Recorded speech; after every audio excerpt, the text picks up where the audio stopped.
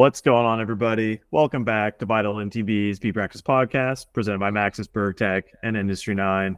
I'm Jason Schroeder, as always, joined by Dakotah Norton, Tanner Stevens. How are you guys doing? How was your Thanksgiving?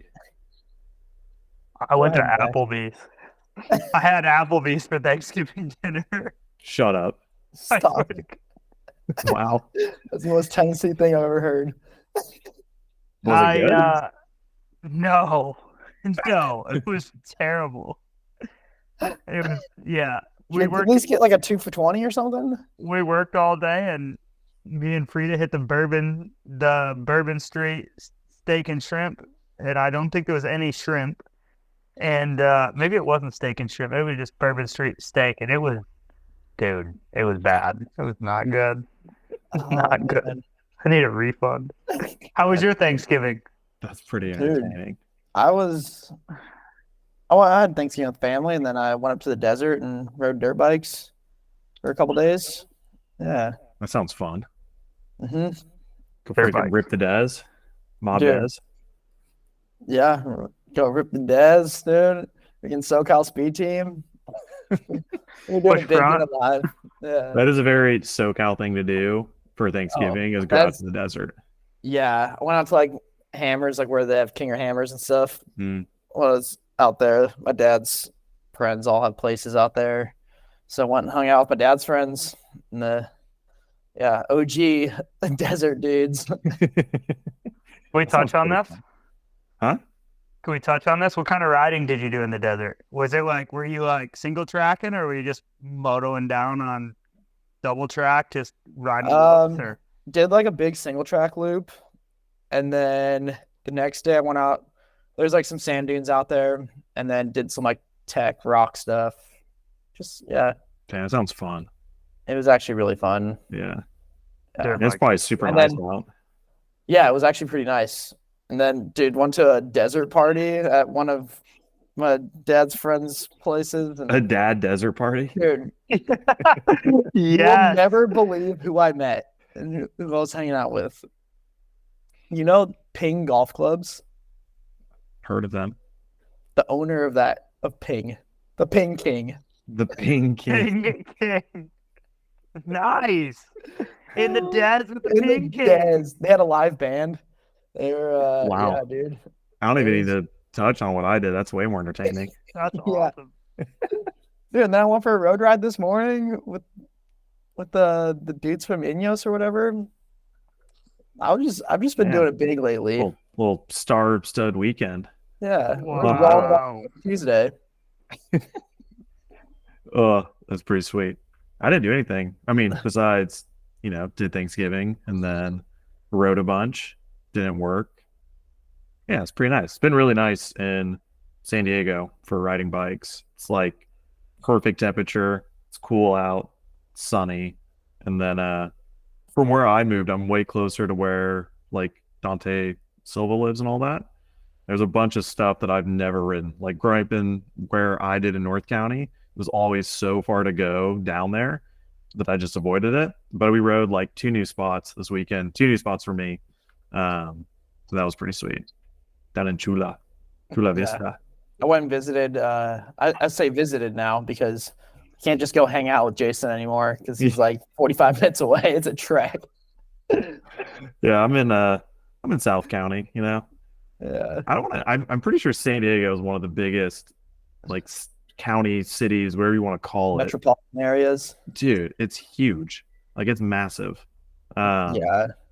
But yeah, riding with Dante was super fun because I forget what it's like to ride with the actual professional mountain biker. And he's such a like happy-go-lucky person, and he also rides like that. Like I have no idea how his trail bike is even in one piece. Like it's constantly sideways and like smashing off of shit. It's very entertaining to watch. And the whole time he's like, "This is awesome. This is so much fun." I'm like, "This is the energy I need on rides." Yeah. No, it's pretty good. Pretty fun. All right, Dakotah, let's get the update on the Norton compound. Where are we at from last time? It's been what, 2 weeks? Dude, I've literally just been in the machine since we talked last, like every day, every hour. If I go to the gym, 7. I'm usually out of there by 8:30 in the digger till, if I don't have another workout to do that day, 6:30 at night, 7 o'clock at night, just like throttle down. And I don't know if anybody's seen my Instagram post today. I got some culverts, so I had a little break from the digger, but just check my Instagram story. Quite entertaining. You got a fresh rack too. Yeah, they said they couldn't deliver the culverts for a week, so I grabbed some 2x4s from the garage and whipped up a little rack. How said, far? I'll come to you. How far did you drive with the, Dude, the like culvert on there? 25 minutes. Because that was like 30 feet of culvert. 20. They were 20-footers in Okay. on the top of a single cab Ford Ranger. They were like maybe over the hood, and then like another 10 foot or whatever behind the cab. Like there was at least 10 foot of culvert. The truck's like 10 foot long, so at least 10 foot of culvert in both, like off the back. So it was sketchy, dude. You should have seen the dudes laughing while we were picking them up. They could not believe what they were seeing. What is that for? Just some drainage or something? Yeah, like the way my backyard is. And the reason I didn't ride a lot of moto at my house is just because when it would rain, the dirt was good on the hill, and then it was a swamp in like the valley. Mm-hmm. So we put a bunch of culverts in so the track could cross over them, and then you wouldn't get your dirt bike literally covered in a mud pile, like mud. Like you're going through the swamp every time you went around the track. So yeah, putting culverts in, digging dirt. We're maybe like halfway through a moto track build, maybe 3/4 of the way through, depending on how jiggy we get. And the pit bike track is done, so just kind of got to figure out what I'm going to do in my. I'm aspiring to have a garage at my house. Some could say a shop. Don't you have a barn already? Yeah, I have a barn, but it's not like heated or cooled. So, like I said, So we're would looking like to for build a shop. So 4-season type of thing. yeah, so I think I talked about this maybe on the last podcast. So I just got to figure out, get the concrete boys back out and have them shoot a laser across, and then figure out where to put my pump track. We're getting jiggy, dude. Doing it all at once, get it done, and yeah, spend the money once. I'm a big buy once, cry once guy rather than getting nickel and dime for life. Well, I've actually never heard that. That's pretty Buy good. once, cry once. Well, Oh, I man. hate like, yeah, it seems like I'm like getting organized, and then I move, and then I'm getting organized. I spend my whole life moving things in circles. Like I'm done moving stuff in circles. I'm doing it once. I'm done. Moving on. Is the plan to make the pump track and jumps or whatever else you have for bikes, like also out of dirt, or how are you going to make it sustainable? Tarps. Just gonna tarp them for the summer. Sweet. Yeah, that's the goal. I mean, define sustainable, right? Like we're doing the moto track, and I'm moving dirt with a 8-ton and a skid, and it's like, we need bigger machines. But to buy 2 machines for months and get everything we need done, we're too big for one thing and too small for the other. And I'm just like, I should have got a dozer and a big excavator and that for 2 weeks, and then it would have been a smarter way to do things. But hey, you live, you learn. You live and you learn. I get a feeling there'll be another month of rentals in your future, Yeah. I maybe not right now, but like a year from now, we'll revamp on the yard. Oh, I don't know, dude. I'm building Mount Norton in the backyard. I pretty much have built Morocco's Leap in my backyard. Oh boy, the whole yard is Morocco's Leap. It's not a stretch of the imagination either. It's like ridiculous. You have it's just like a circle track with one big jump. Yeah, kind of. Takes up the whole yard. It's a centerpiece. You see it from a bunch of different angles. And it's going to be well into third gear on a 450. Like, monster. I'm pretty stoked. That's pretty tight. What did you posted the other day a clip of you hitting some whoops into a jump. Was that in your yard or is that somewhere else? That was at my buddy's track right around the corner. Okay. Sweet. I was You're gonna have to getting get jig- I was gotta get a getting moto jiggy on edit that going. thing. Yeah, Once your house is done. I mean, my house is done, but once my track's done, That's what I mean, like your Yeah. track. Yeah. Your Dude. compound. this 300 SX is. I know this isn't a moto podcast, but How you liking it? You know, we're like a month into owning. I'm sold to the church of two-stroke. I am now strictly a 300 rider. I would like to have a track 300 and a wood 300, and I am set for life. Like, I'm done with 4-strokes. You know, I used to just think that like 300s were like for like weird woods guys and old people, and now I've just learned that they're just the best motorcycle. With, you know, age comes wisdom. Love It's that. not with age comes a cage. Yeah. With age comes remakes. Are you just pointing out that maybe you're getting old? Yeah, I'm absolutely getting old. I used to, you know what the thing is? I used to just think that when I turned 30, my life was over. And like the old dudes that showed up at the track in a flannel with like a solid helmet, the all white helmet, and like a ratty old 2-stroke were just like, they were in the old they had a walker. Like, but I've just realized that I'm at that stage in my life, and I do think I'm old, but I'm also thriving. Dude, you literally just described me. I got a solid white helmet, and I have a 252 stroke, but except for it's not old, but show up in a flannel. We've come full circle. That's incredible. Wait, so how much longer do you have the dozers for? Machinery. Like around 2 weeks. A little, maybe, 2 more weeks. So I'm like halfway through. Are you up against like the deadline pretty hard? You're just gonna be in those suckers every day until then? Oh yeah, when you have a rental machine, you don't come out of the machine. Are Like, you getting pretty good at operating it? I think I'm pretty sick in a skid. I'm not that good in an excavator. I'm learning, but Okay. I got a guy that is good in an excavator. So my buddy Mike Rogan, he did a lot of trail building in Arkansas, and he really seems to like Tennessee. So and this kid waxed me on a dirt bike growing up. He's sick.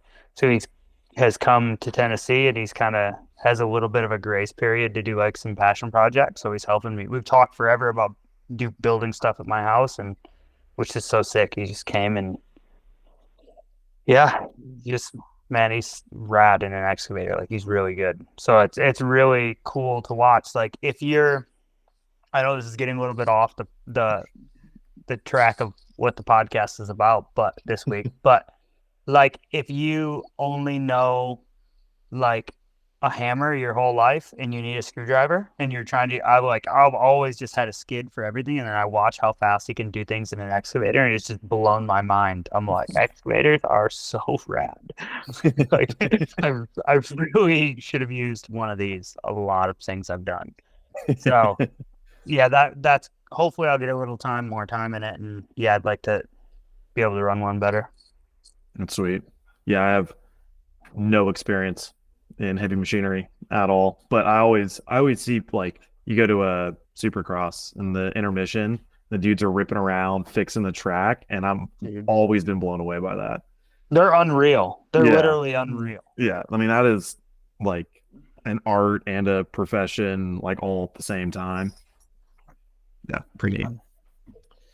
Well, should we talk about our one and only topic for the day? How we all met? Yeah. I think should go back to the beginning, you know, when Tanner and I were still racing bikes. Dakotah was just some random BMX kid from Michigan. And you know, you qualify top 8 at World Cup. It was much simpler times. You know, something that's funny though is I actually knew Dakotah before I knew you, Jason. It's true. Well, Wow. I know. That's actually, I think we should start with Dakotah, because you came into racing bikes later than Tanner and I. And I'm just curious, your story's been told before, but give us the rundown again on, like, how did you find downhill in the first place? And then we'll get to where Tanner and I kind of come into that story, and then how we all got to know each other? So, I don't really. I mean, I don't. I What mean, lowdown do you want? I mean, just like a quick summary. Give us quick and dirty. yeah, Yeah. So essentially, grew up riding dirt bikes from Michigan. Had some dirt jumps in my backyard. Once I kind of fell out of riding motocross, so to speak. You can't exactly ride a blown up bike. So bike was blown up. I had like some squirrely little $400 complete BMX bike, and I started riding the skate park after work and had a shovel and started building some jumps in my backyard and ended up like getting a set of trails and riding the skate park quite consistently. Dirt bike was still blown up. Wasn't getting fixed anytime soon. Wasn't riding. And I like smoked my head really bad in high school and was kind of over dirt bikes for a minute there. And like if I like knew my equipment was dialed, I would have been interested in riding, but I wasn't really interested because everything I owned was flapped. And I'm like, I kind of just took a break from that and went to college for BMX actually. Got super into racing BMX, I think just because I have a very competitive nature, not because I actually liked racing BMX. It just gave me like an outlet, and that kind of like got my interest in like fitness and training and that kind of stuff, which I did enjoy. And ended up needed to get away out of Michigan. Hated being in Michigan. It was really cold. So I got myself into a position where I could move to Kentucky to a school called Lindsey Wilson to ride bicycles. And it was like kind of my way to escape the cold. Really didn't like the cold. Wait, but that wasn't like right out of high school, right? You had like a few years between like 'cause most people finish high school and then go to college, right? Yeah. No, I didn't do that. I went to actually I did go to college, but I went to a really crappy community college for 2 years. And then moved at I think it was like maybe 20 at the time, probably.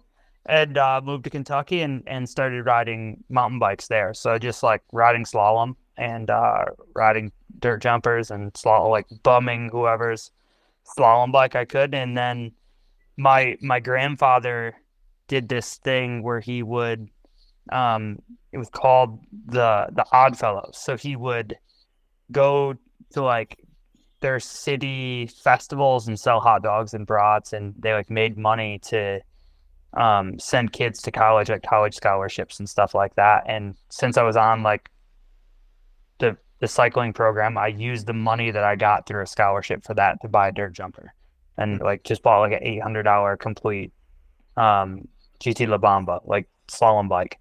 And that was kind of my intro into riding mountain bikes, and was able to get a downhill bike and kind of like go from there. And that's how I met you guys. So I would think I was 21 to 22 when I started like racing, like at the level you guys were at or trying to. Wait, so were your first downhill races like collegiate races when you were at Lindsey Wilson? Yeah. So where was your first race at? East Tennessee State University. There was like a little cross country downhill that we raced. It was like a minute long, and I was in it to win it. May have tacoed a wheel and lost my life on my slalom bike, but we would race these like 1 to 2 minute like tracks, and some dudes would race downhill bikes. Most people would race a trail bike. Some people would race hardtail like DJs with 2 brakes and knobby tires, and it was like a blast. It was so much fun, and that was like my intro to downhill. Interesting. So how long? This is cool. How long from that, like those early on collegiate races, to, I mean, when you and Tanner met, wasn't that going to national champs at Mammoth? Well, we had met like briefly at Sea Otter before that same year. Yeah, because your roommate lived like a town over from me, and I worked at the bike shop in the summers. So I met his roommate, And then he was like, yo, you got to go say hi to this dude or whatever. He was like hyping up Dak. And Dak had like never raced like a race outside of collegiate or something at the time. Yeah. Like I essentially had started riding a mountain bike, and the next year, like raced. I think it was exactly 1 year I raced. Maybe I think I like rode at the college for like maybe 6 months and then got a downhill bike and then had raced collegiate that winter. Mhm. And then it was like the following spring I met you, I think. Yeah, I think so. So that was like 2015. Yeah. Sea Otter 2015. And then Dak got like third or something in Solemn. No, I went out in the round 8, I think. Okay. To Kyle Strait. Yeah. What bikes were you riding then? I was on Trek. Like not on Trek. I was on Treks. So my current mechanic James McAllister helped me out to like as like a fun project for him, and like got me a little bit of money and a little bit of sponsorship, and Vance McCaw, who I believe at the time he was involved in the C3 project at Trek, just like sold me some frames at cost. And because he was friends with James, and James was like, hey, like I'm helping out this kid. It was a cool thing. So they like, and James worked, owned a Trek shop for forever. And it's like really good friends with everyone at Trek. So kind of called in a favor to get me a couple of frames. And then I bought a downhill bike through them as well. So that following year, like out of like what budget I was able to get to do a few races. And then it like quickly became more than I think we had ever really expected. Like we were gonna like go to, like James had gone to Crankworks or to Whistler every year, so we went to Crankworks, and we were gonna do Sea Otter, Crankworks, and then like 2 or 3 Pro GRTs, and then like it kind of escalated quickly.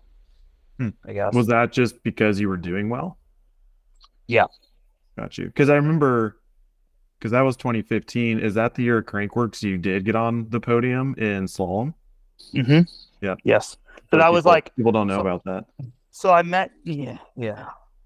Wow, I raced slalom. So I met Tanner. Slalom's way bigger now. You know, it's like a thing. Slalom's like a thing people train for. You could just be a slalom guy. Be way cooler if it was. So essentially, I met Tanner that winter. I went out to stay with my buddy Jake in he lived in the Bay Area, and that's how I met Tanner. Kind of briefly met him, and then was out there for Sea Otter. Did you guys go ride then? Yeah, it's only rode Carlmont. Mm-hmm. Yeah. What was your first thought of Dakotah? Mine? Loud. He's freaking sick on a bike. No, I'm pretty I feel like I don't really judge people until like you really get to know them. I feel like I was one of the few that was like not annoyed by Dakotah. Well, you got to think that like when I came, like I had been just like cooped up in Flint, Michigan, like going to a community college, working a crappy job, and then was able to like go to these races, and like I was over the moon. Like it was more than anything I would have ever dreamed to be doing, right? Like it was like I was literally living my dream. So I was like on 10, cloud 9, like in California, riding bikes with sick dudes. Like it was literally like, I think that I had so much enthusiasm that it was like for dudes that had been doing it forever, it was definitely too much. But for me, it was like more than I could have ever dreamed to be doing. So like I was like at all times the most stoked, and dude was on the rev limiter. Yes. There's a reason. He was also drinking like 4 cups of coffee a day at that point. Yeah. Deep in the caffeine and stoked. Old Kubota. Yeah. That's when that nickname came about, was those early years. Now I'm just a salty old dog.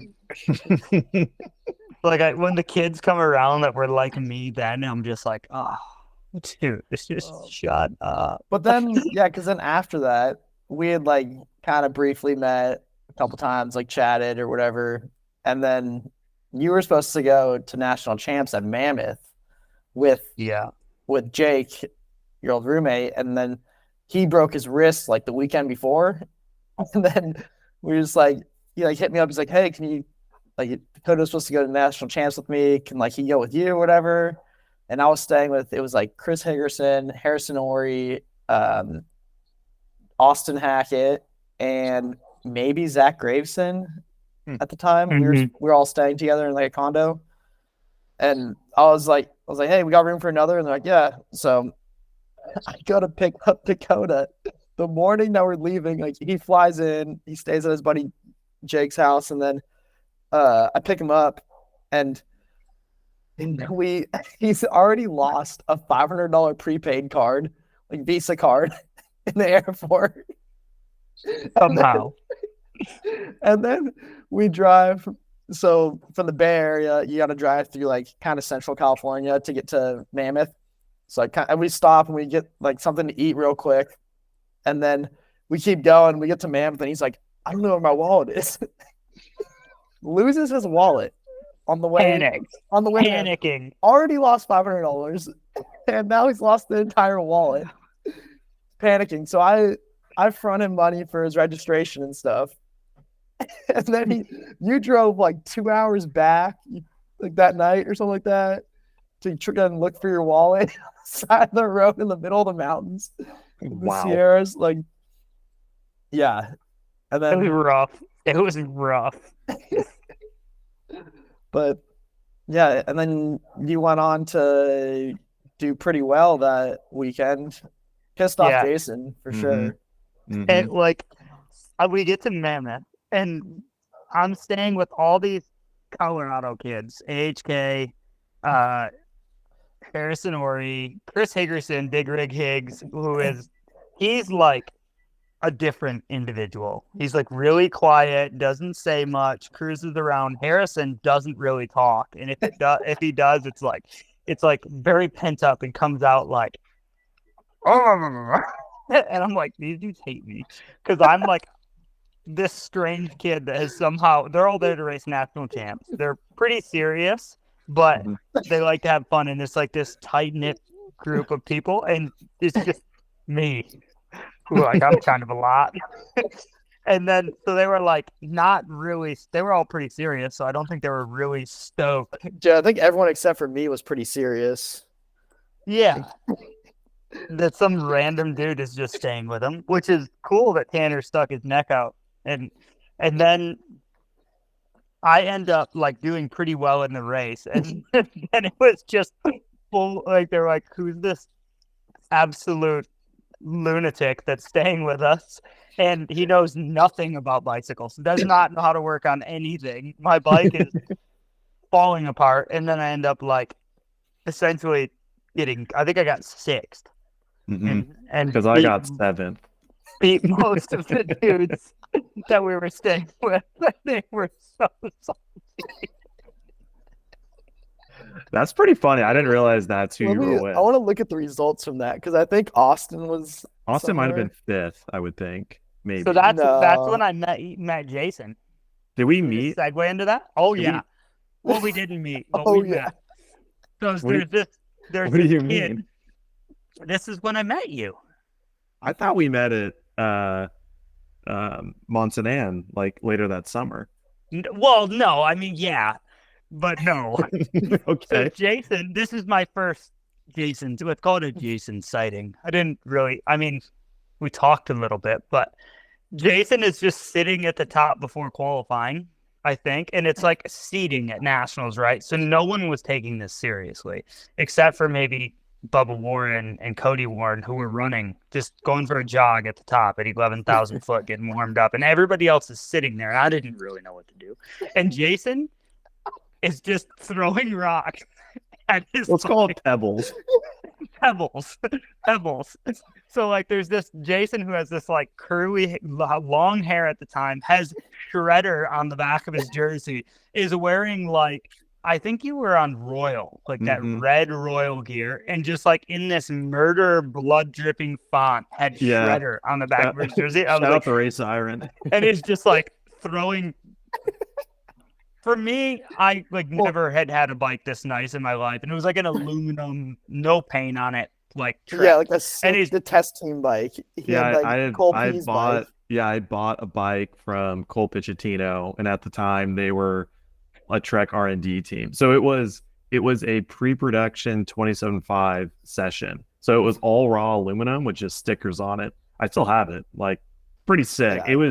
It is bulletproof for sure. pebble proof. It's definitely pebble proof. And I'm like, he's just like trying to hit, like, he's like, oh yeah, what if you could hit the down tube? And he like is throwing rocks, and he misses it, and he finally hits his bike, and he's like, oh, I should stop that. But I'm just like, this dude is so gnarly. I thought you're the only person that's ever thought that about me. Yeah, I thought Jason was so cool.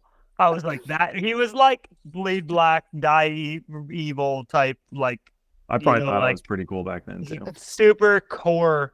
He was core, very core. Core Lord. That's pretty funny. And it was like, that was my first Jason sighting. Oh, that is pretty entertaining. Yeah, that's super funny. Well, my memory's horrible, especially with like random things like that. But because that would have been probably July that Nationals was happening in Mammoth. Yeah. Mm-hmm. Because yeah, that was 2015. So I was working at 100% in the warehouse at the time, like kind of not doing a whole lot with life, like sort of going to college, just boxing up orders, listen to a lot of music and boxing up boxes. But I remember that was when they were about to launch their full face helmet, the first aircraft. And Ian, who ended up hiring me, came to me and was like, oh, like, somebody said you were trying to go race like in the last World Cup or the next World Cup in Canada. Like, if you wear our new helmet, we'll like pay for you to fly out there. And I was like, what? That's fucking crazy. I'll totally do that. And I wore the helmet like for 2 rides at Ted's, and it sucked. I like literally went to Ian and was like, hey man, I can't wear this helmet.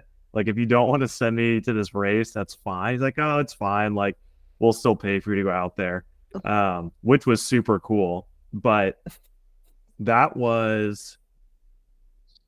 the year I lost my phone, because this was like, 2015 is getting to be quite a long time ago. And at the time I didn't have like an international phone plan. And so it's funny is that I didn't really know a whole lot of people that were going, but I had talked to Austin Hackett, Harrison.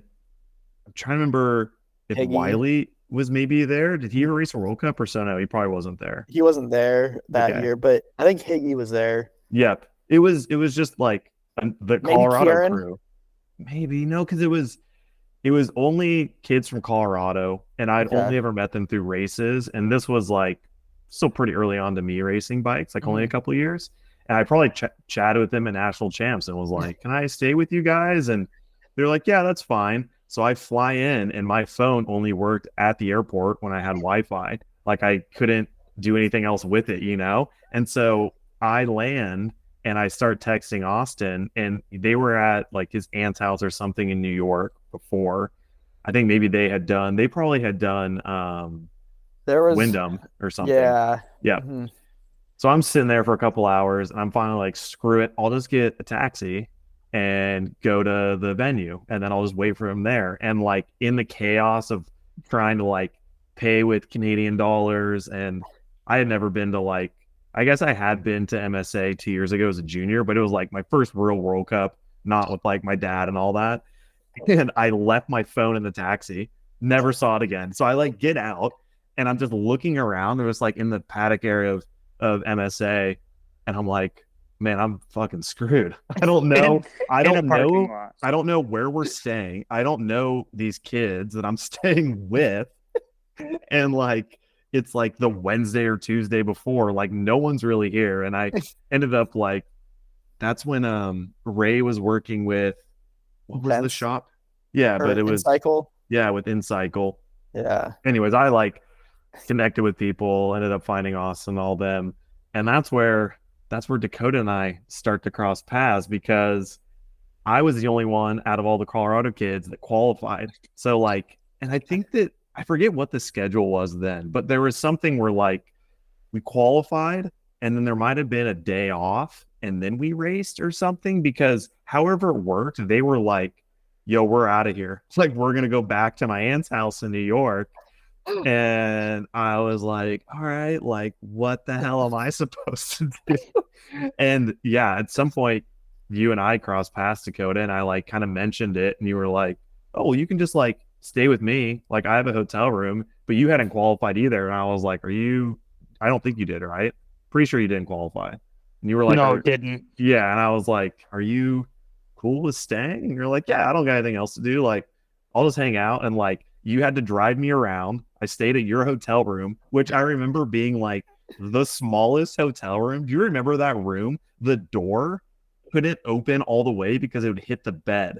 So like we had to like slide the beds together to be able to get in. And I think maybe we put some of our bikes in there because you were in your grandparents' minivan or something. So I did not have a vehicle that I could even get my bikes to Mount St. Anne. When I was with Tanner, we were sitting at, I didn't have like a lot of great downhill results or when I was with Tanner nationals. So I petitioned for Mount St. Anne in Wyndham. Where I was like, dude, should I petition for those races? And I only knew about it because of who we were staying with because they wanted to try to get like a good result so that they could race the World Cup. And I was like, I'll just petition. Like, I won't get it anyways. And then like I got the thing that I'd like got a spot at Mount St. Anne, and I was like, I don't even know how I'm gonna get there because I did good in nationals, right? So I took, and I couldn't really afford to go at all, and I think I had like a box of like dented wheels and like 6 tires to do 2 World Cups, and I had like my bike, a bike box, my bike, and then slept like the first 2 nights in the back of my grandpa's minivan in the parking lot at Mount St. Anne because I didn't even have a car to get like worthy of getting there. So I took my grandpa's Pontiac minivan to the race and was just, yeah, it was good. I slept in it for a while, and then I had that like the night of the 2 nights, the night before qualifying and the night of the race, I got a hotel room to try to give myself the best opportunity of doing good. Well, it's funny, like thinking back on that rate, or like, because that was my first World Cup in Elite, and it was top 80, and I want to say I qualified somewhere in like the high 60s, low 70s, like barely made it in, I'm pretty sure. And MSA then and probably still now kind of has the least turnout of riders. So like there probably was only 100 people, like elite men there to try to race. 114. Were you looking at it? No, it was like 114 or 120 because I crashed twice and was in 100th place. I was trying to ride a pace that was unsustainable. Well, and were you talking like a lot about that? Oh my God. Oh, I was pissed. Well, I remember we, like when I said goodbye to the kids I was there to stay with and they dropped me off with you, like I feel like that's like probably what the best part of racing is, like you meet people and you're just kind of like, all right, like we're just hanging out now, and I remember we went to some restaurant and just like got dinner, the 2 of us, and just you talked a lot. I just kind of sat there and listened, but like like talked a lot through like your whole past and then like what you had done to get to that race, and then you trying to like figure out like you were so much more serious about racing. Like, I know your experience with like the Colorado homies at nationals, like they seemed real serious, but you were way more just like, I like should have been in the race. And I was like, I can't believe I made it in the race. Like none of you really thought I could do it, you know? And you were like pissed about it. And I was like, dude, I'm almost don't even want to race. I'm so nervous, you know? Like I didn't qualify too. I would have been going home with them back to New York or whatever. But yeah, I remember you were super Bummed. you were bummed, but you were like already thinking about like, all right, what do I change for next time? Like, how do I figure this out? Maybe did you race Wyndham? Was Wyndham after that? Mm-hmm. Maybe that's right, because I remember I'd only I'd only gotten into MSA because of my result at nationals that year, and then I ended up crashing my race run at Montsanan, but because I qualified and made it in, I got a spot to do Wyndham like the Sunday after racing, you know? And I was like, dude, I already have a plane ticket back to San Diego. Like, I can't just change all my plans up. So I ended up not going, because you ended up going and doing pretty well at Wyndham, I thought, right? Like, like in the 40s or something. Yeah, I was like fifth. I think I was 50. 54th.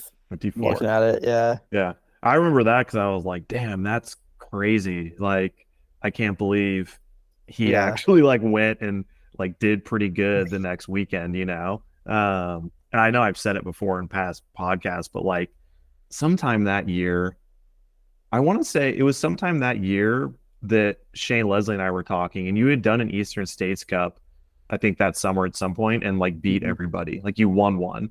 And I don't remember really who was at them, but like enough of our friends that we were kind of like, oh, like who's this Dakotah kid? Like that's where I kind of remember first hearing your name, and then you beat me at nationals, and then like we met kind of right after that. So I was like, okay, like this kid's like somebody, like he's fast or whatever. But Shane was like, dude, no, like he's gonna be super fast or whatever.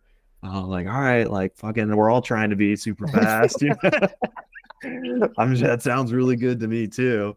But yeah, that's pretty entertaining. Because what the next year was Morpheus, right? Yeah. Yeah, the old Morph. I mean, the next 2 years were Morpheus. Yeah, two on Morph. Man, You're just morphing. that's pretty nuts. I mean, well, I'll keep moving it along, because then you and I meet, Tanner. Surprise, surprise, we are going with mid-episode ad reads this week. If you thought I just forgot to put them at the beginning of the episode, guess again. And on top of that, I actually wrote some fresh ads. So please fight the urge to skip ahead, have a listen, and when you can, support the brands that support the podcast. Thanks. As most of you know, Industry 9 has a reputation for producing quality, top-tier wheels for nearly every cycling discipline. But what you might not know is they offer 11 anodized color options via their custom wheel configurator. A great way to lose track of time. You can choose the color of your hubs and each aluminum spoke to create a truly one-of-a-kind wheel set that you can't get from any other brand. Oh, but wait, there is more. Industry 9 also offers an exciting range of cockpit components, including their premium IRIX headset spacers, and A-series stem that comes in a 31/8 and 35mm clamp. It also comes with 30, 40, and 50mm lengths. Just like their wheels, all cockpit components are customizable with the same 11 colors, meaning you could have a gold and silver headset, silver stem spacers, red faceplate, and blue stem body. You know, if you really want to capture just every color of the rainbow. To build your own custom wheels or cockpit setup, make sure to head to industry9.com. That is 9 spelled out. UK component brand Bergtech has long designed and developed components for racers and everyday riders alike. They're well known as the cockpit of choice for shredders like Jackson Goldstone, Veronique Sandler, and Josh Bryceland. But if you go on their site and have a look around, you'll find they offer a ton more products. Some standouts include their aluminum Penthouse MK5 flat pedals, my personal favorite, the Greg Menard Signature Bartender Grip, anodized UDH hangers and axles, titanium frame bolts, and offset shock bushings. It's kind of like a one-stop shop for all the finer details on your bike that often can be tough to find. A brand built on a passion for the sport and dedicated to the riders who choose to rock their products. Make sure to check out Bergtech the next time you want to give your bike some deserving love. You know what's way cheaper than the suspension service your bike desperately needs, or less of a hassle than finally replacing those C-frame bearings you said you'd swap after last winter? Slapping on some crispy, fresh Maxxis tires. Doesn't matter if you've got a month-old whip that came with some questionable rubber, or you're still rolling around on 26-inch wheels like it's 2013, Maxxis has got you covered. The tires of choice for the world's fastest racers, whether they're sponsored by Maxxis or not, you can visit your local shop or favorite online retailer to get the same tread patterns and compounds. Yeah, like I feel like we knew of each other for a while. But, Yeah, like I don't remember like hearing your name. I think when you grow up in California, like everybody who lives in like Santa Cruz or Bay Area, you kind of like know like the crew of kids are in San Diego or like vice versa. It was always like that sort of vibe. But then also everyone thought I was from Colorado. Because I went to school out in Colorado, so I traveled with the Colorado crew a lot. Yeah, that's probably true. I probably was confused by that as well. Yeah. Well, I mean, so after MSA, I went home, was still working in the warehouse 100%. Like the start of December that year, I started doing events and like marketing stuff with them. Yeah. I got to go from the hot warehouse to upstairs and the AC at a desk. It was amazing. So I remember I had to hit you up for 100% stuff. Oh, okay. Because I think that would make sense. Someone told, because it was, I don't know, I just went through, like I've been riding for 100% since they like started or whatever, back up again. And I would just get stuff from like higher up people that I had known from years past. And then they wanted to make everything legit. And they had us going through. Here comes Jason. And then I had to hit you up and be like, hey, like I usually go through this person, but like, and yeah, so that's how I had to get goggles. I had to get my A's goggles. Then see, that's probably more so how I got to know you or like piece together who you were, because I'm sure when you hit me up, I was like, oh yeah, I know this kid, and then looked up everything, you know. But so, you know, racing in August at MSA, and then you fast forward to April of 2016 would have been for Angeles, I think. April, or no, I think it was late that year. I think it was May, because I had just gotten back from you're school. right. It would have been end of April, beginning of May, because basically that was the first event I drove to in like a Sprinter van for 100%. And that's where Tanner and I's Road Warrior bond was the inception of it all. Yeah, that was the inception of it. That's not actually where it started, because I drove all the way up there to off. And then reigning champ, that's where you won Port Angeles. And like, for the record, I was like, this is sick. I'm getting to go to this bike race. It was like really stressful because I'm driving this nice vehicle and like, I don't know what to do at events. They're like, you got it, right? You're good. Like, represent the company the right way. I'm just like, you know, I'm like, that's cool. I'm also going to let like all of my friends ever stay with me because I have a free room. And, like, yeah, if you want to leave any of your stuff with me, like all of that. But I just remember you coming up, or somebody mentioning that like, oh, like Tanner's trying to go to Mountain Creek in 2 weeks, and like, do you have room for like him to drive with you or someone to drive with you? And I was like, like you made like a Facebook post about it. I think a lot of what it was is I was super nervous to drive across the country alone. Like I just didn't really want to do that, you know?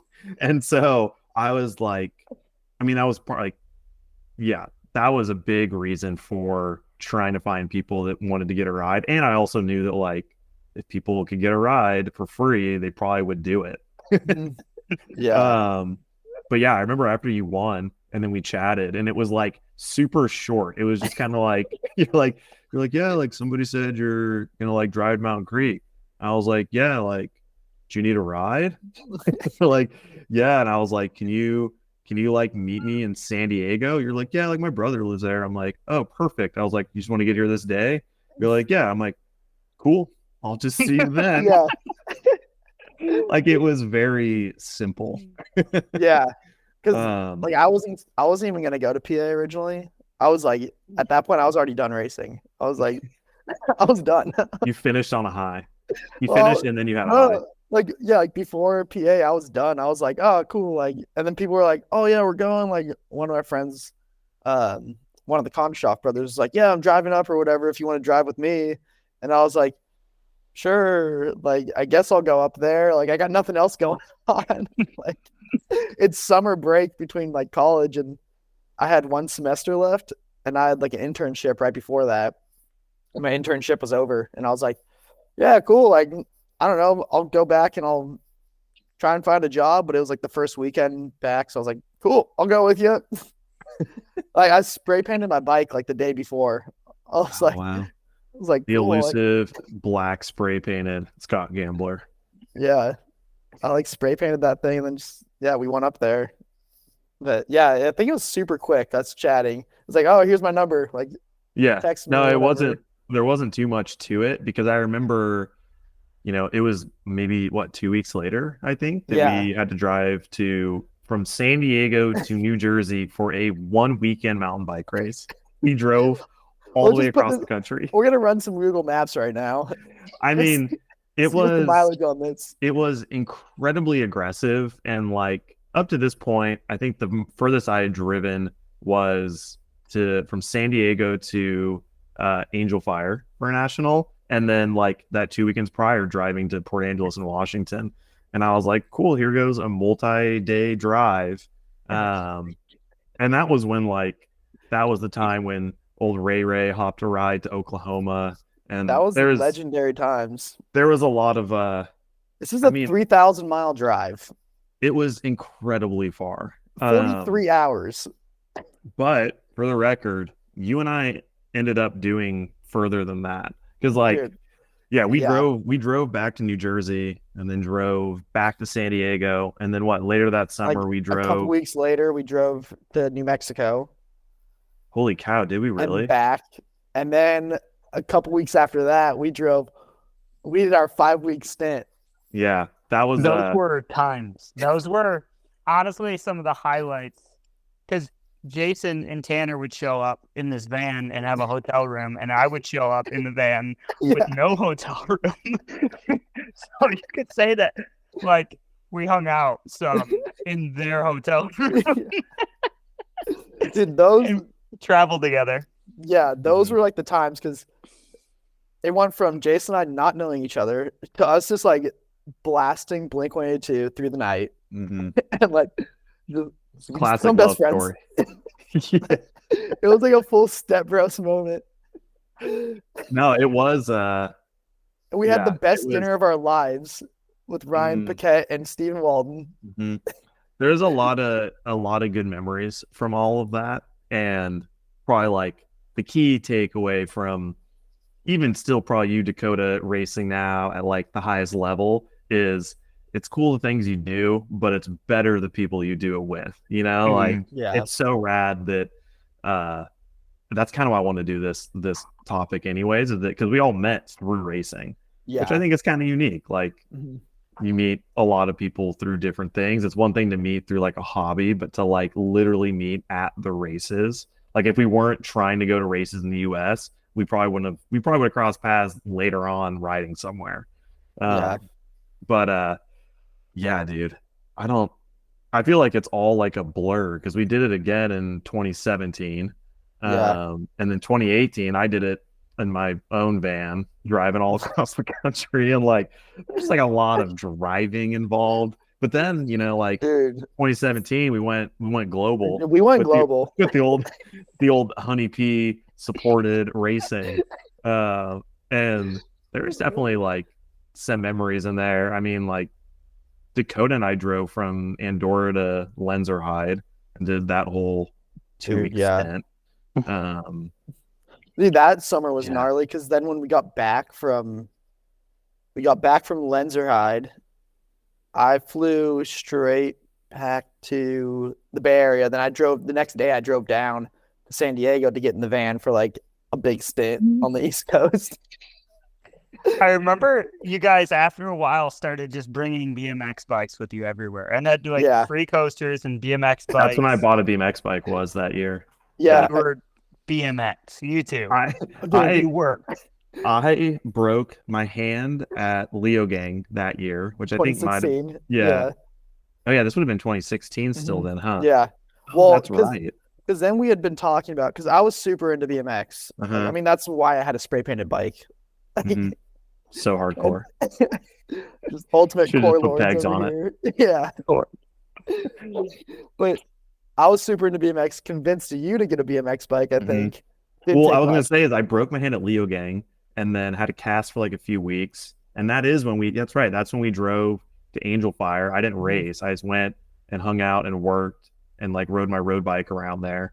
Yeah. Um, but I remember Stu, our buddy who works 100%, He he had rode some friends in BMX. town. Yeah, he rode BMX and we went to a skate park and I was just like hanging out watching and I was like, I have to get a BMX bike. And then yeah, that became part of the fun Dude. of going on the road. Like, dude, we went Yeah. into New York City for like 2 days and just Yeah, it rode was 20 sick. inches around between races. We That went was super to, fun. yeah, we did that. We stopped at like we stopped at the the Condor's Nest in Yeah. Oklahoma City. I think that was like the following, was that the following year though? Maybe, because I think Warren was there for that. Maybe Dimitri. We stopped at Yeah. what's it called? Louisville skate park Mm-hmm. a couple times. Mm-hmm. How about when we needed to find Dimitri? Mm. That's a story that we don't even need to be a part of it necessarily because that's his own journey he went on. But that was the start of our Andorra Lenzerheide like 2 week trip. But Terminal. that was 2017. Yeah, short story long. Dimitri Tiantrafalou, our other homie who nobody really knows about, but he's stupid fast and insane on a bike. But he was flying standby because his mom's friend was a flight attendant or something out of Salt Lake City. Missed his And flight. yeah, him and I were supposed to we were supposed to meet on a connection on the East Coast and then fly together to Barcelona to go to Andorra. And I land, what?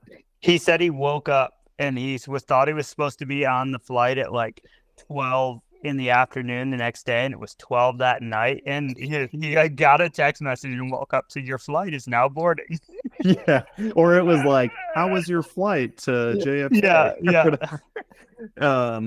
So yeah, basically the whole weekend we were all in Andorra racing, like track walk, practice, qualifying, racing. He was in he was in JFK? So if you've ever seen the movie Terminal, I think that's who it's with. That's basically what he was doing. He was living in an airport, eating McDonald's for an entire week. He was in JFK and then went to LaGuardia. And then I think he went back to JFK trying to get a flight flying standby for a week. And the best part of that too is that he had checked all of his belongings except for like a skateboard. And so every day there was only a handful of flights going to Barcelona. So he would see if he could get on it, wouldn't get on it, and then he would just go skate around the airport all day. And I remember when we finally picked him up. It was like 2 days after the World Cup. It was like Tuesday afterwards. And he had ended up flying to Madrid, maybe, or somewhere like that, and then took the train to Barcelona.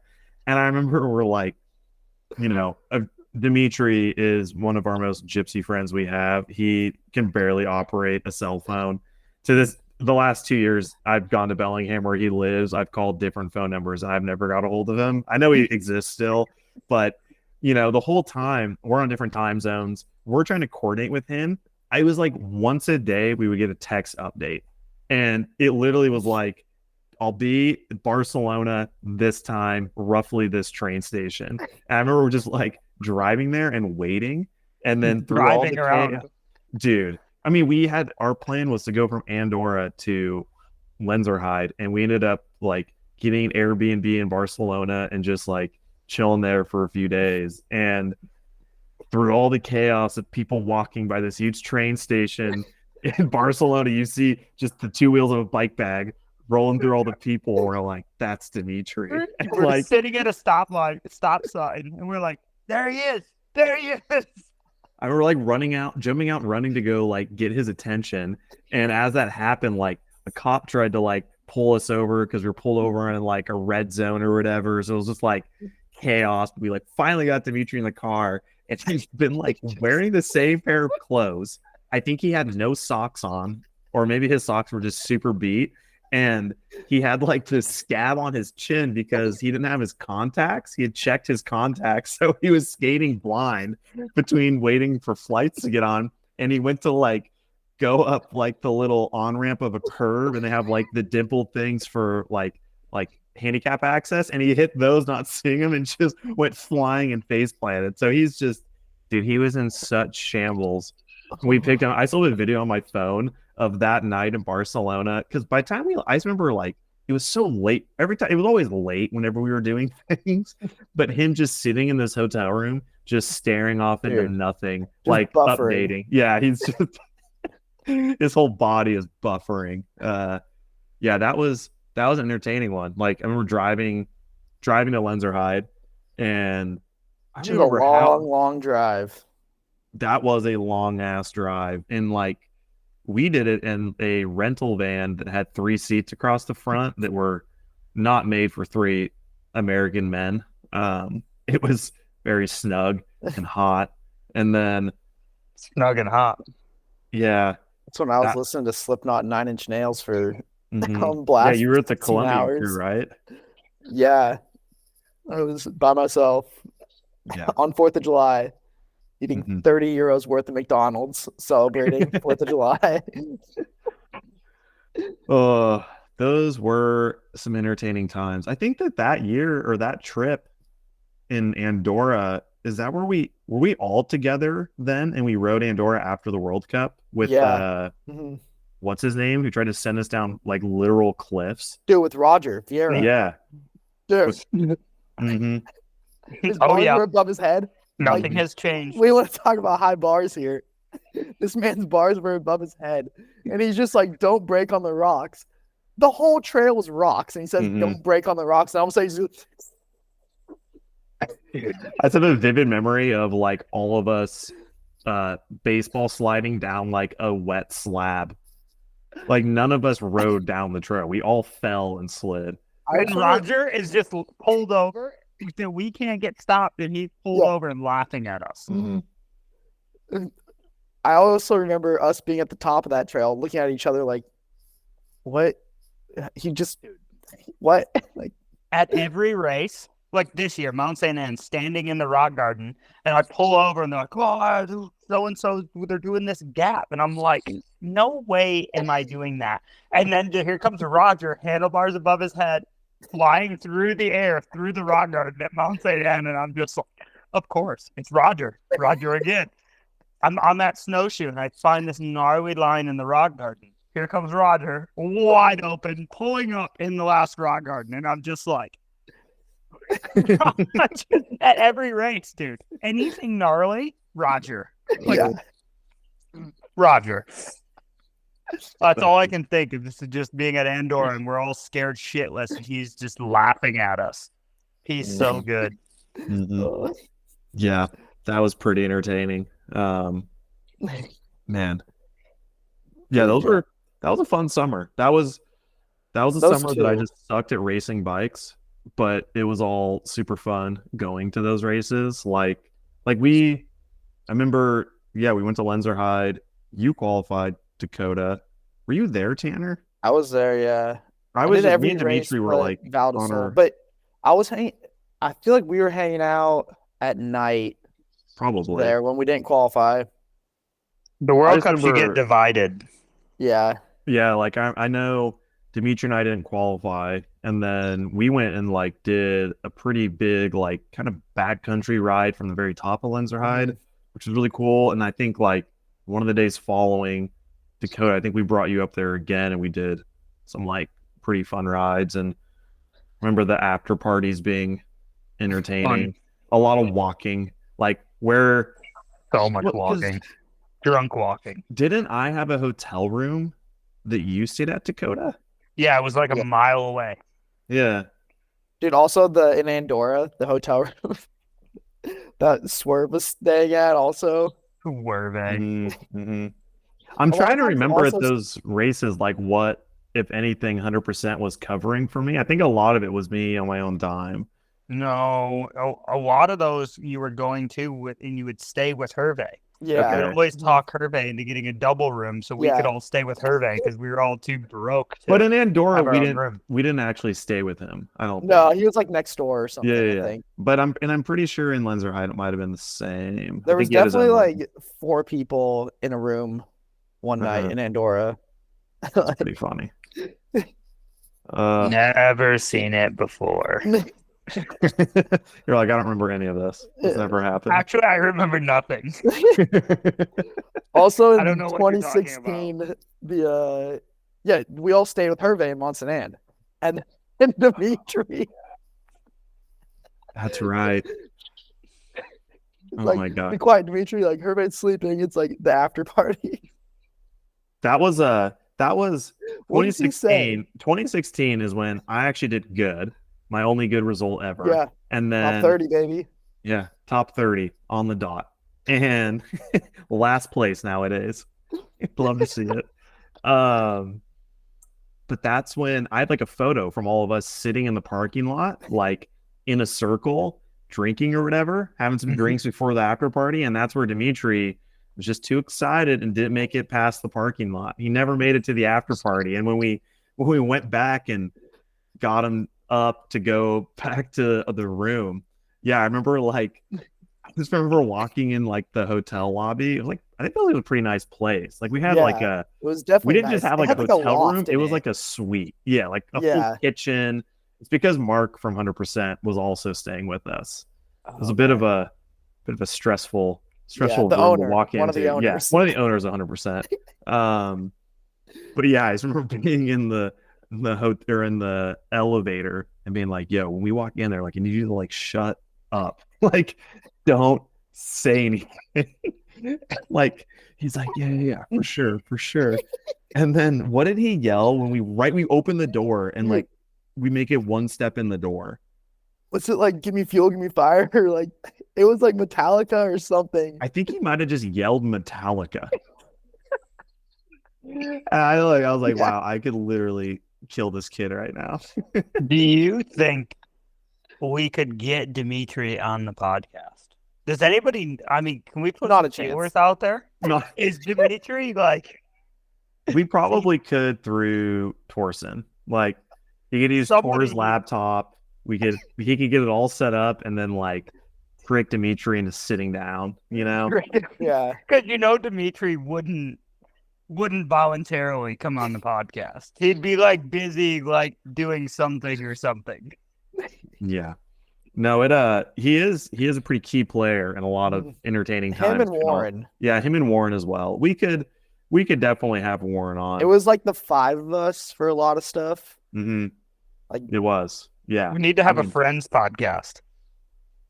Could be a Friends podcast. That might be its own thing. I mean, Warren and Dimitri would be entertaining to talk to as ex-US downhill racers during the heyday. whatever our era. Yeah, the third heyday that USDH had. We're on to like the 4th or 5th now.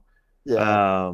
I just don't know if kids do it the way that we did it. I mean, we got lucky with 100%. Like with Oh my you God, working yeah. at 100%.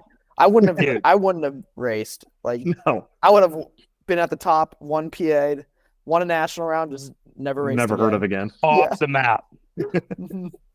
No, dude, it's true. I mean, shoot, I was making like no money working there, but the fact that I spent most of my summer getting everything paid for was like the only way it was even feasible for me. Like, of course, them not just like getting all my stuff paid to go to races, but also just having my food paid for a couple weeks out of summer made it to where I could actually survive outside of that. But yeah, man, those were pretty entertaining times. I think there's still kids that do it. I think that it was different then because there was somewhat of a national series and the path to try to go race World Cups was pretty like simple. Like we've talked a couple podcasts ago, like you could just stay in your Eastern States Cup regional area and do those, sharpen your teeth and then go do some IXS Cups or French Cups and like work your way into World Cups. literally all of us was like, had one result petition, and we're like, we're going World Cup racing, baby. Here we come. You know, one result had the points. I was like, cool. yeah. We're There wasn't going. a whole lot of foresight or Planning. like no Yeah. planning. I mean, there was planning of Dude. like, this is sick. We're gonna go race this Mhm. other race, and that was even when we were doing all the 100% stuff. Like, you know, I was coming up with a schedule and going to them and being like, these are the races we should go to, and they were like, all right, cool. Like, how much is it going to cost? And I'm like, about this much. And they're like, all right, it's less than it costs us to do moto by like substantial amount. So screw it. Yeah, here's the van. You can take the van these weekends and go drive around. Like, it was a pretty loose operation. And yeah, like, I don't know. I think us stopping racing and then Dakotah continuing to race, that's the difference to actually like make it make sense, you know? And also like Tanner and I, we didn't try to race World Cups for probably we probably needed to push through for like 2 or more seasons of sucking. I think the next year, like if you would have actually done the whole thing like 2018, it would have like more clicked. 100%. But yeah, that's like another story in itself. I feel like, especially for me, is like that whole next season. Well, that was actually kind of my last point here to maybe start closing this out is like, why did you and I decide to stop racing, and why did Dakotah decide to continue racing? But you can go first. I Tanner, mean, for go. me, like for me, it was I was on a team in 2017. It had like a kind of bad ending to it. But then the next year I just didn't really have much support, and I sold my bikes in the previous year, was riding borrowed bikes for like the whole like beginning of the season. And then I finally got my own bike just before I was going to Europe for like 6 weeks, and I was paying for it all myself. And I was like, cool. So I'm going to go there. I'm going to get results, or I'm going to like die trying sort of thing. And the first weekend I was going to do Crankworks Ligier. I think it was, Crankworks Ligier at the time. And then Val de Sol, and I think it was Andorra. So, and then maybe another round. It was like 4 or 5 races. And the first he weekend, was going for it. Yeah, like he showed up ready to go for it. I was just like riding with Dakotah like at Innsbruck like the whole time. And then hauling.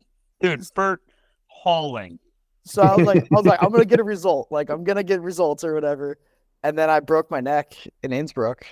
And then I was laying in a hospital in Innsbruck for a couple days.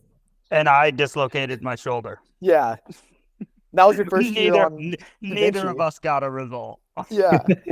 So then I flew home. I spent a while in a neck brace. And then the next year I went out and just like hung out at Dakotah's because I had like nothing going on. I was like kind of working here and there and just like doing work when I could. And then I just went to Dakotah's for like a month in Knoxville and just like hung out. And then it just like wasn't working out, like trying to get like a bike and stuff. And I just like was like, all right, cool. I'm just I think I'm over this. And then I started doing like film stuff more. But I also had like so many residual injuries from that. Like my back was all messed up, obviously, from like breaking myself off. And then I had like broken my kneecap twice. And so I had like a messed up knee. And we had talked about on the last podcast why I don't like riding trail bikes, because my knee's all messed up.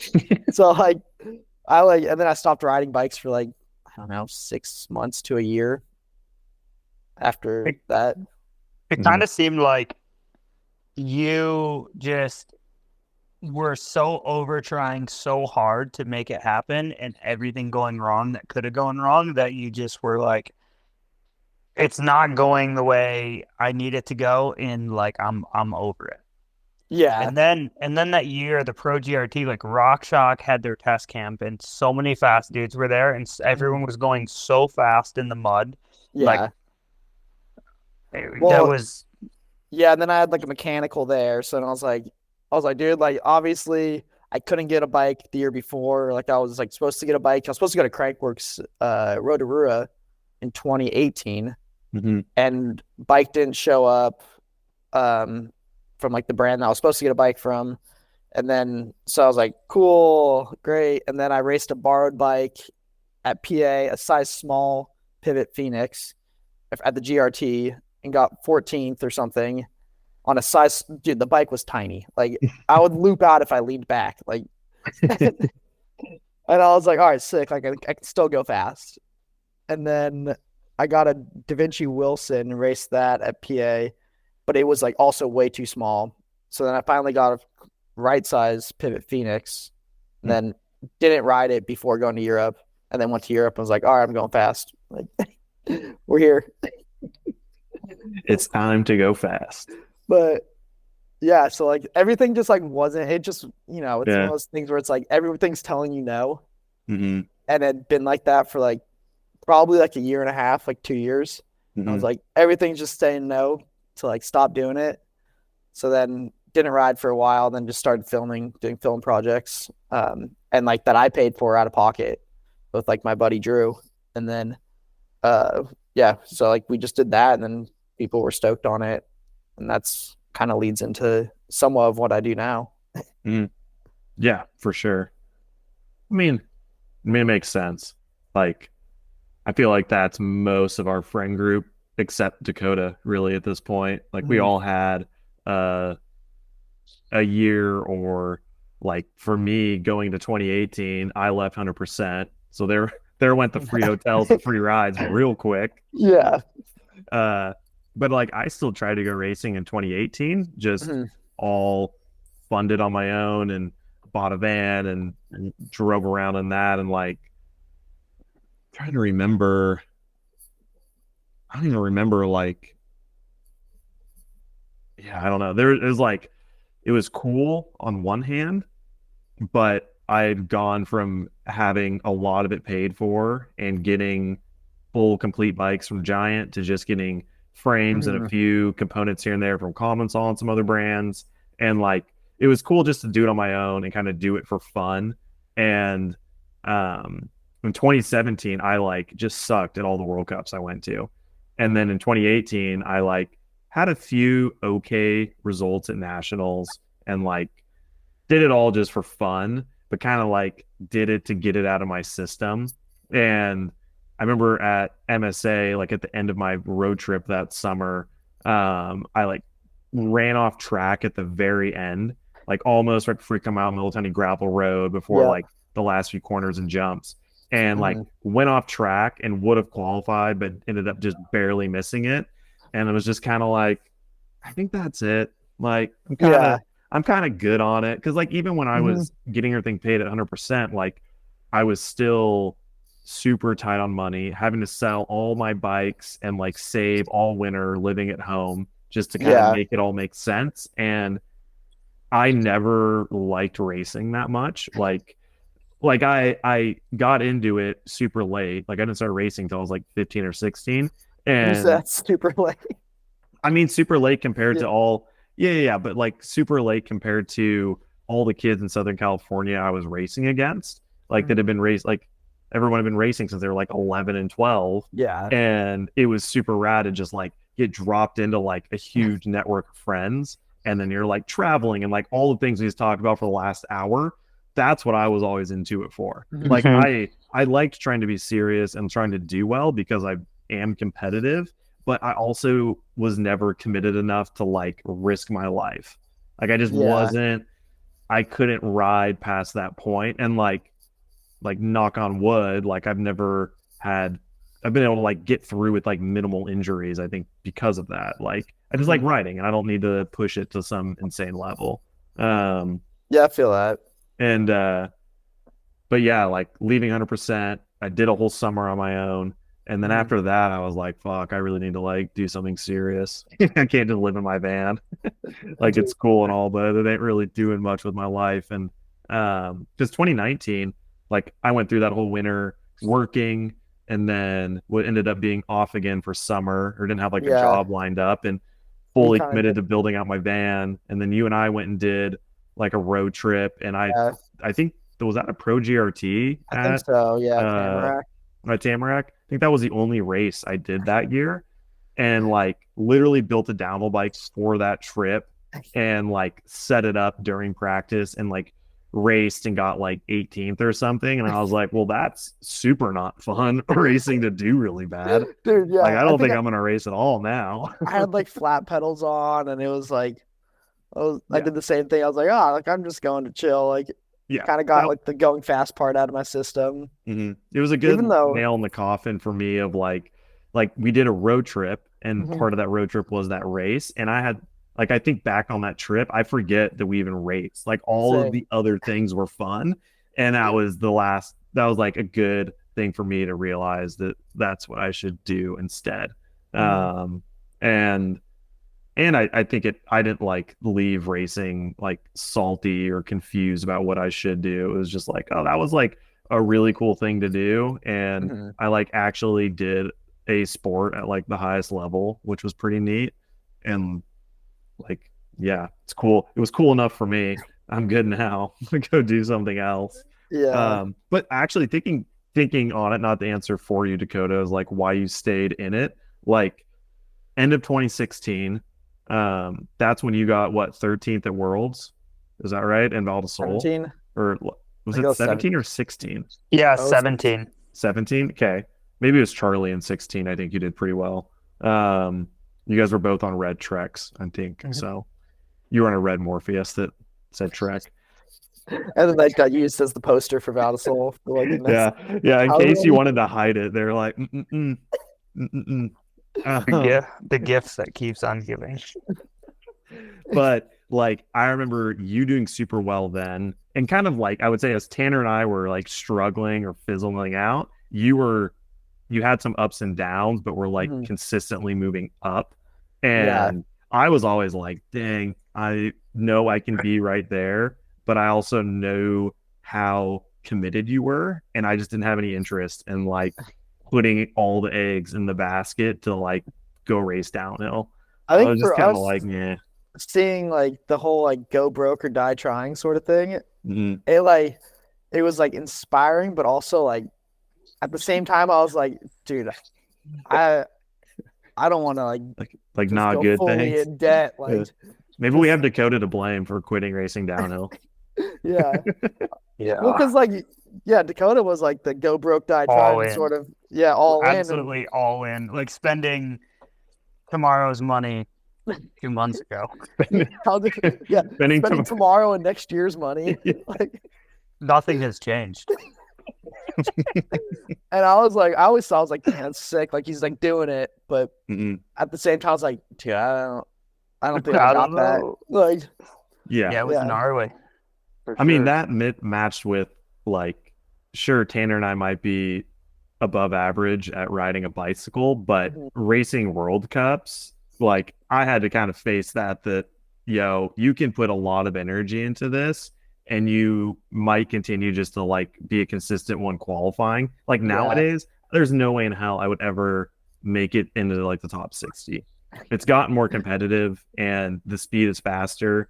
And if I had stuck with it, like Mhm. I don't think my progression would have kept me like in the game. Like there's other things in my life that, like rock climbing, I should have started rock climbing 10 years ago. I would be way better than I am now. Downhill racing isn't like that. I don't think I would have just kept getting better. that's like, yeah, if I would have done like, I don't know, road cycling or like Mhm. gravel, like, dude, I could have had a full blown gravel career or something like, You still could. like, I think that there's like that side of it too. Like if you want to be good at downhill, you got to be able to like accept that what you're about to do is really, really, really freaking gnarly. Like Mhm. I think that's a Mhm. part of it that is like so like if you're just gonna look at that in this one section and be like, I'm good on that. Like I'm hitting it. yeah, Like no matter what, I'm gonna hit it. Which Mhm. whatever it is that I have to do, I'm gonna do it. And it's like you quickly decide like, do you want to do that or do you not? And if you're not willing to do that, like maybe this isn't like maybe this dude, ain't it. and like for You me, know? opposite of Jason, I was like so down to die for the cause. Like, Jason was not down to die for the cause, but I was so down to party for the sneaky cause. fast. yeah. Yeah, we And did. then when it came down to it, I did a lot more dying for the cause than I did race. Uh, Like, I tried to realize, be very methodical about it, but I definitely I think everybody puts an unrealistic amount of pressure on themselves. Mhm. Like that was my stepping back and being like, this is just bike racing for you, you know? Like it's not, I'm not gonna, this isn't gonna keep evolving. It's time to like just have fun with it. And that was 2018 for me. Like I went Yeah. racing because I wanted to like go to races and see friends and race my bike and ride it. And it wasn't too focused on results. And like it didn't really change results for me, but I at least got to the end of summer and was like way more content than the year before where I got all my travels paid for. I did like 5 World Cups or something. And at the end of the year, I was like, I'm so over like not performing how I want to. And like Yeah. I'm training and putting all this energy into it. And I'm like, I could have been doing way more fun things like the past few months. So It was really hard when you guys quit racing for me. Once like when it became a job for me and my friends weren't at the races anymore, and I was like kind of for a minute there like the only dude still doing it, and I was just like, this sucks. Like this is like going to work. Like this is like not like where'd my friends go? I want to like because I was like through that time when we were traveling, I was getting to go to all these cool places that I never dreamed I would have got to go, like go ride Highland. And like I had a crew of dudes that ripped to do it with, and it was fun. And we traveled. It was like this like amazing time, like everything you could dream about, like traveling around with your buddies, riding your bike, like where can we find an open lift and like having like partying and like it was unreal. And then it like became a job for me and you guys quit racing and I was like, oh man, like I was like, this sucks now. like racing is cool, but it was definitely like a little lonely. Yeah. There was no like when you were Da Vinci, it was like I'm traveling with all these people that don't speak English. I'm in some apartment in Slovenia. Like, yeah, this is cool, but like now my friends are not here to hang out with. Yeah, and it all kind of hit at once because like you got onto a legit Hit team, hard. and then Mhm. we all like kind of stopped racing that year. hmm But that was me. That was like my thing was like I was like down to die like on track when I was on the track and then got on Morpheus and it was like I could get like the first year I did die and then the second year it was like okay I can top 30 but I can go no faster than that. Like if I go faster and it was learning that speedometer and then like did really good at the end of the year and that like and I didn't think I was going to get a ride. And it was like, okay, well, if I don't get a ride for next year, I can't do this anymore. Kind of the same as what like reality hit. Like, cause I was getting like bikes and a very small salary, like very small salary, and a little bit of help to get to the races. And I was like, if I don't, and that had ended. And it was like, if I don't get support, I'm done. Like, it was cool. It was awesome, but I'm going to go like work a normal job and try to start a career or whatever. And then I got another opportunity and I raced on that program for a year and like I got another opportunity and it just kind of like kept happening. So I kept racing because I would do and what like and kept, but it was really hard because like when I went on to Lunar, I like did really good and got a podium at one race and then it set this like new norm of expectations that I never could live up to for 2 years. hmm And it was really, I think that was like really difficult on me in terms of racing is like what you feel your expectations are. And like, and it's taken like literally until like being on intense for the last 2 years racing. I mean, I had fun on YT. We had good people around, but like racing on intense for the last 2 seasons was like really fun because I had like people that were close and like I bonded pretty well with Aaron and we had like a lot of fun at the races and it like made it fun again. And I think that was like a big, not that I didn't have fun on the other programs, but like I have just found something inside of me and Aaron helped nurture this and like a variety of other factors that made it so like I'm back to that point where like I'm riding my bike and I'm having a blast and we're just traveling around with buddies and racing and that's what I want to do. Like I don't want to get away from that again. Mhm. because like when we were racing, I was having so much fun and I was riding fast and it was a blast. And I don't want racing to get back to being like a job, like not Like, really a fun experience, you know? And I mhm. think that like as we all tried to like become more and more legit, we put more pressure on ourselves and like kind of exploded that thing that made it so awesome, you know? Mhm. Yeah. Yeah. There's, man, so many good times just riding in the van, or like if you're at Dude, like the ski resorts that you go to and stuff. There always unreal. there's always mini golf and like just stupid stuff to do. Going Go to get ice karts. cream, mini Yeah. golf, hanging out with your buddies, like throwing pizza at each other, Mhm. you know, like being just reckless teenagers, Yeah. except In our adults. 20s. Yeah. Yeah. Uh, Awesome, dude. So that's like why I guess I continued to race is I kept getting that next opportunity. Like I got that result that got me that, but I definitely put a lot of pressure on myself to get those results, you know?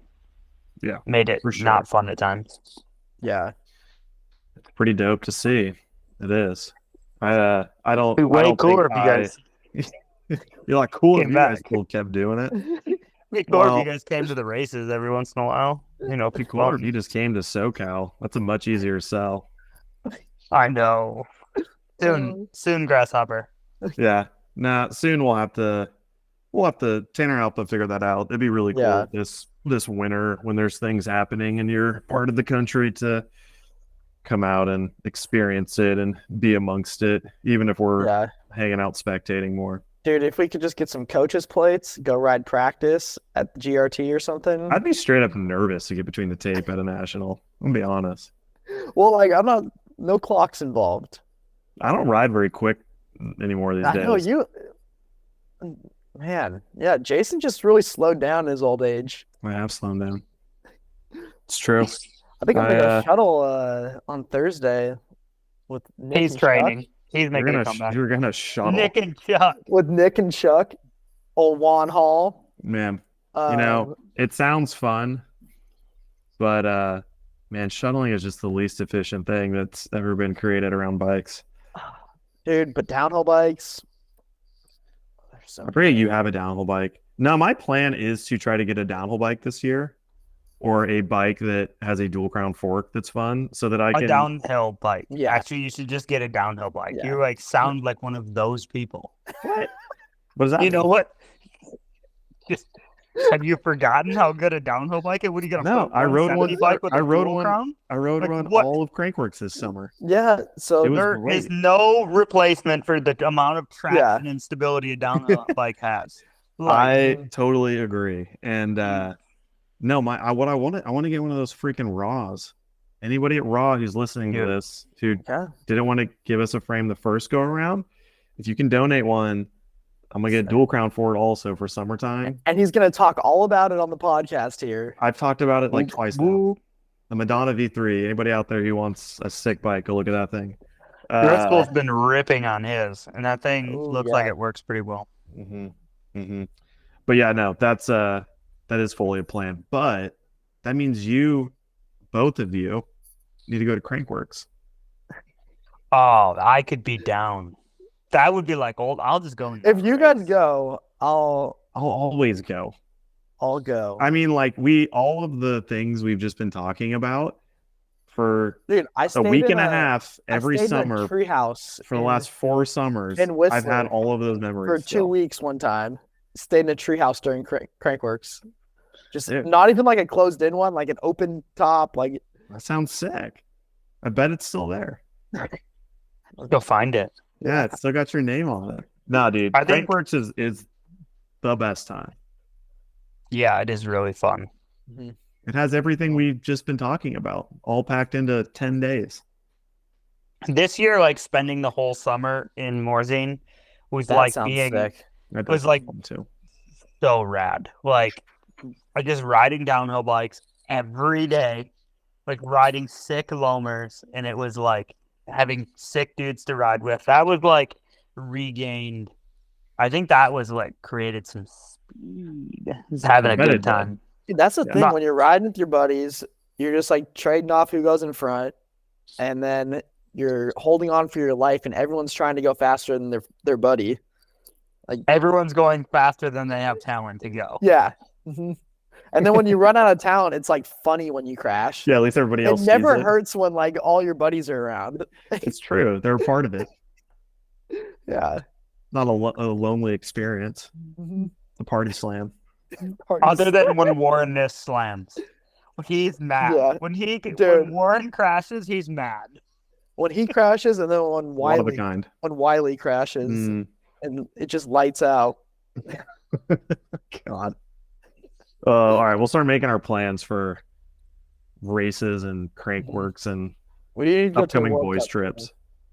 I know, dude. I already forget the schedule for next year, but I think Monson Ann's our best Dude, I hope. think we should go to that Poland one. Typical Oh. 3. Yeah. We get on some dad cams.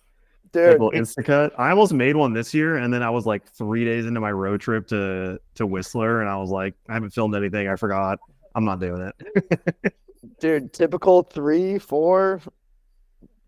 If people don't know about typical, They go don't with need me. to know. They Don't don't go need with to me. know. Yeah. They don't need to know. All right. I'm gonna close this out. That was pretty fun. That was a Yes. fun trip down memory lane. yeah, It I think maybe it'll help paint a better picture for why the three of us are always just spewing nonsense into people's earbuds, you know? to your ear holes. We go way back. Couple yeah. way back boys. Bunch of has-beens plus Dakotah. Yeah. I'm still a has-been, dude. I'm roached. There's no way. No. That's inaccurate. All right. All right. Well, we'll Cut I this got off. some other plans for the coming future, but I'm gonna Okay. be on the road. I'm out of town starting next week for like 2 weeks straight. So might not do a podcast until Where are we going? I'm going going to Chile. south. I'm going to Chile next week For for what? a press camp. Exactly. I Mhm. know. Little press camp, little PC. I told this guy, everyone's talking about how bad the industry's doing, and this guy's going to Chile for press camp. I don't know who's saying that because at least this part of the industry I'm in, everything is fine. People just have too much shit, but that ain't my Yeah. problem.